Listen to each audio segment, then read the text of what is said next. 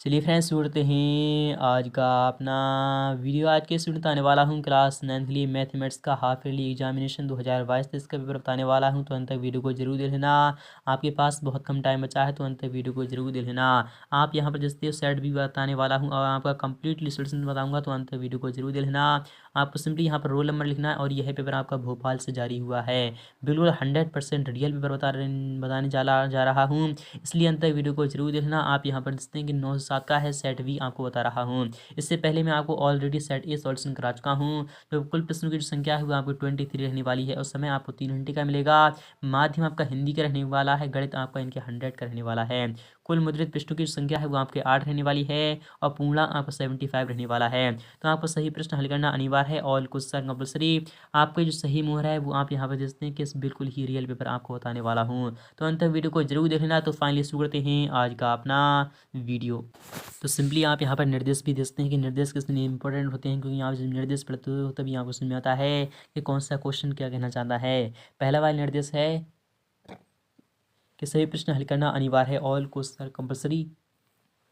आपको जितने भी क्वेश्चन दिए जाएंगे आपको सभी को हल करना होगा और प्रश्न के लिए आवंटित अंक जो होंगे उनके समूह अंकित होंगे। क्वेश्चन कितने अंक का होगा आपके सामने राइट हैंड साइड में इस प्रकार से लिख दिया जाएगा। और प्रश्न नंबर 1 से लेकर 5 तक आपको वस्तुनिष्ठ प्रश्न दिए जाएंगे। 6 से लेकर आपको 23 तक प्रत्येक प्रश्न में आपको आंतरिक विकल्प दिए गए हैं। विकल्प के आधार पर ही आपको क्वेश्चन को सॉल्व करना होगा। पहला वाला जो क्वेश्चन है वो इस प्रकार से कि सही विकल्प आपको चुनकर लिखना होगा। तो फाइनली शुरू करते हैं आज का अपना वीडियो। पहला वाला जो क्वेश्चन है वो इस प्रकार से रखा जाएगा।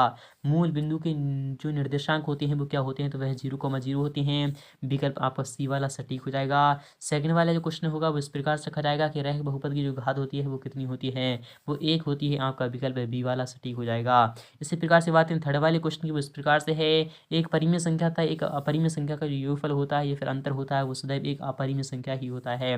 क्या होता है? अपरिमेय संख्या ही होता है। क्योंकि मैं आपको एग्जाम्पल की अगर तौर पर बात करूँ तो 2 + √2 यह क्या है? एक अपरिमेय संख्या हो जाएगी और इसमें दोनों इनकी यानी अपरिमेय और अपरिमेय दोनों का योग है तो अपरिमेय मिलेगा।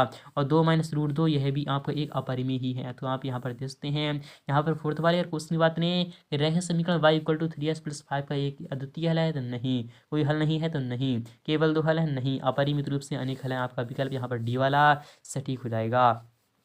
पांचवें क्वेश्चन की बात करें वो इस प्रकार से कि किसी त्रिभुज के तीनों अंतः कोणों का जो योग होता है वो 180 डिग्री होता है। आपका विकल्प आ वाला आ जाएगा। इसी प्रकार छठा वाला जो क्वेश्चन है वो इस प्रकार से रखा गया है कि शून्य बहुपद की जो घात है वो कितनी होती है, तो वह परिभाषित नहीं है। आपका विकल्प यहाँ पर डी वाला आ जाएगा। इसी प्रकार से बात करें सेकंड वाले क्वेश्चन की, यहाँ पर क्या था स्थान की आपको पूर्ति करना है। पहला वाला क्वेश्चन है बहुपद s+4 का जो शून्य है वो -4 हो जाएगा। कितना हो जाएगा? -4 हो जाएगा। तो आपका आंसर आ जाएगा -4 आ जाएगा। सेकंड वाला जो क्वेश्चन है कि समबाहु त्रिभुज, यहाँ पर समबाहु त्रिभुज का प्रत्येक कोण जो होता है वो कितना होता है? समबाहु त्रिभुज का जो प्रत्येक कोण होता है वो 60 डिग्री होता है। 3 कोणों का योग कितना होता है? 180 डिग्री होता है।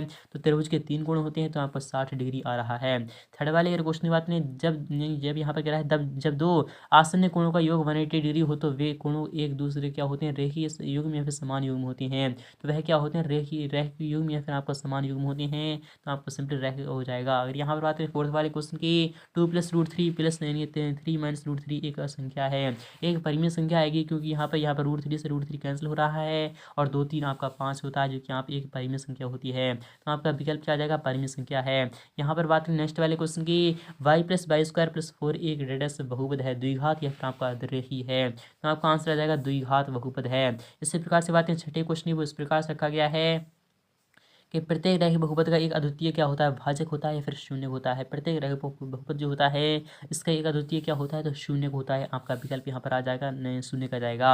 यहाँ पर क्या सभी परिमेय एवं अपरिमेय संख्याओं को इनको एक साथ लेने पर निर्देश का संग्रह प्राप्त होता है तो वह वास्तविक संख्याओं का संग्रह प्राप्त होता है। तो आपका विकल्प यहाँ पर आ जाएगा वास्तविक संख्याएं, यहाँ पर आ जाएगा। यहाँ पर आते हैं नेक्स्ट वाले क्वेश्चन, यहाँ पर सही जोड़िए बनाइए, मैच द कॉलम आपको मिलान करना होगा। 0.45 + 0.28 यह किसके इक्वल हो जाएगा? तो वह हो जाएगा 0.73 के इक्वल हो जाएगा। आपका विकल्प एफ पर चले जाएगा। यहाँ पर क्या माइनस का 306 डिवाइड बाई 9, तो आपको यह कितने किसके इक्वल हो जाएगा?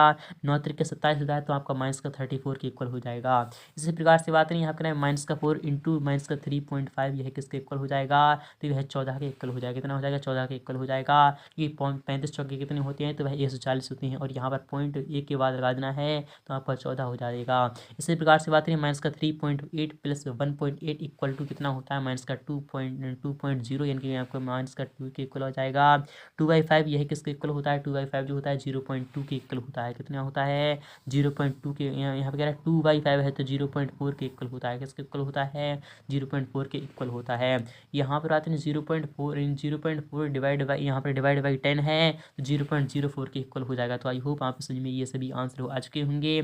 फोर्थ वाले अगर क्वेश्चन की बात करें वो इस प्रकार से रखा गया है। निम्नलिखित प्रश्नों के आपको उत्तर एक शब्द या फिर एक वाक्य में देना होंगे। 5 - 2√3 और यहाँ पर रहता है 7 + 2√3 का योग हो जाएगा, वो कितना हो जाएगा? 2√3 से 2√3 कैंसिल हो जाएगा। 5 7 कितने होते हैं? तो 12 होते हैं, तो आपका आंसर 12 आ जाएगा। 30 डिग्री की जो पूरक कोण है वो कितना है? तो 60 डिग्री हो जाएगा। 0 व 1 के बीच कोई एक परिमित संख्या आपको लिखना है, 1/2 लिख देना है, वही आपका आंसर हो जाएगा।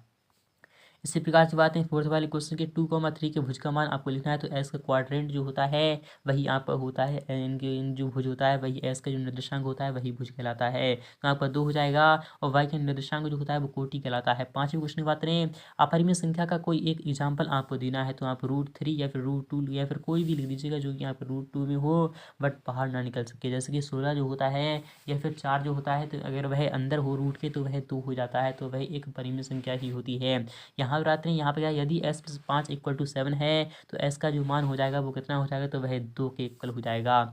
बहुपद 2s³ - 3s² + 4s + 5 की जो घात है वो कितनी है? यहाँ पर 3 दिखाई दे रही, अर्थात आपका विकल्प जो हो जाएगा वो आपका 3 आ जाएगा। क्या आ जाएगा? तो 3 आ जाएगा। इसी प्रकार से बात करें, जो पांचवा क्वेश्चन है वो इस प्रकार से रखा गया है। आप यहाँ पर देखते हैं कि निम्न कथनों में सत्यता आपको बताना है। पहला वाला जो क्वेश्चन है, 5s + 4 एक रैखिक बहुपद है, कह सकता है, तो आपका यह बिल्कुल सटीक हो जाएगा। यदि दो रेखाएं परस्पर प्रतिच्छेद करती हैं तो शीर्ष में कोण बराबर होते हैं, तो सटीक हो जाएगा। √3 एक परिमेय संख्या है, तो नहीं, यह इनकरेक्ट हो जाएगा। यहाँ पर अचर बहुपद की जो घात होती है वो कितनी होती है? 1 होती है अचर बहुपद की, बिल्कुल सटीक हो जाएगा।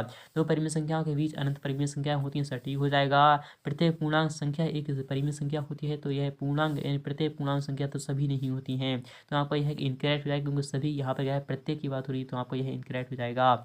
यहाँ पर आते हैं कि दी गई आकृति के छायांकित भाग को आपको भिन्न के रूप में दर्शाना है, तो यहाँ पर 3/4 आपका आंसर हो जाएगा।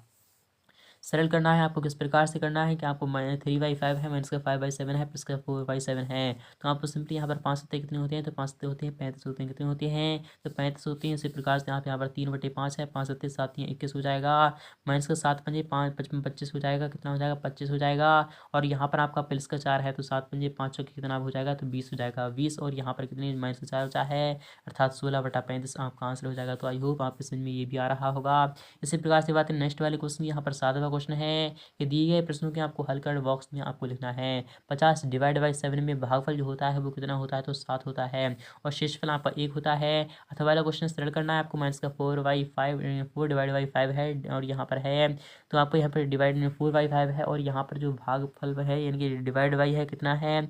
8/10 है, तो आप यहाँ पर माइनस का 4/5 ले सकते हैं। और यहाँ पर जब भाग से है तो कोई लेना देना नहीं होता है, फिलहाल कि हम इसे उल्टा कर देते हैं, जो हम इसे गुणा कर देते हैं, तो 4 दूना 8 होता है, 5 दूना 10 होता है, तो 2 से 2 काटते हैं तो आपका माइनस का 1 प्राप्त हो जाता है। इसी प्रकार से बात करें नेक्स्ट वाले क्वेश्चन की, यहाँ पर दी गई आकृति में 2/3 भाग को आपको छायांकित करना है, अर्थात 4 डिब्बों को आपको बॉक्स में भर देना है और यहाँ पर 2 को छोड़ देना है। यहाँ पर अथवा वाले जो क्वेश्चन है, यदि 1 दर्जन केले का जो मूल्य है वो 60 रुपये है, तो 4 किलो का मूल्य कितना होगा? 1 दर्जन अर्थात 12 किलो का जो मूल्य है वो कितना है? तो 60 रुपये है, तो 1 का कितना हो जाएगा? 1 का जो हो जाएगा तो 60/12, अर्थात 12 पंजे 60 क्या हो जाएगा? 5 के 5 हो जाएगा, तो 4 किलो का आपका 20 रुपये हो जाएगा। इसी प्रकार सभी क्वेश्चन देख लीजिएगा, इन सभी क्वेश्चन का आपको नेक्स्ट पार्ट में प्रोवाइड करा दूंगा आंसर। s = 0 पर बहुपद 5s - 4s³ + 3 का मान जो हो जाएगा वो कितना हो जाएगा? तो वह 3 हो जाएगा, क्योंकि 5 और यहाँ पर 0 रखते हैं, तो यहाँ पर माइनस का 4 है, 0 रखते हैं तो आपको सिंपली यहाँ पर 3 प्राप्त होता है, तो आपका जो आंसर हो जाएगा वो 3 हो जाएगा। इसी प्रकार सभी क्वेश्चन देख लीजिएगा, नेक्स्ट पार्ट में सभी का आंसर मैं आपको प्रोवाइड करा दूंगा। तो मिलते हैं नेक्स्ट पार्ट में फुली सॉल्यूशन, तब तक के लिए thank you, tata bye bye.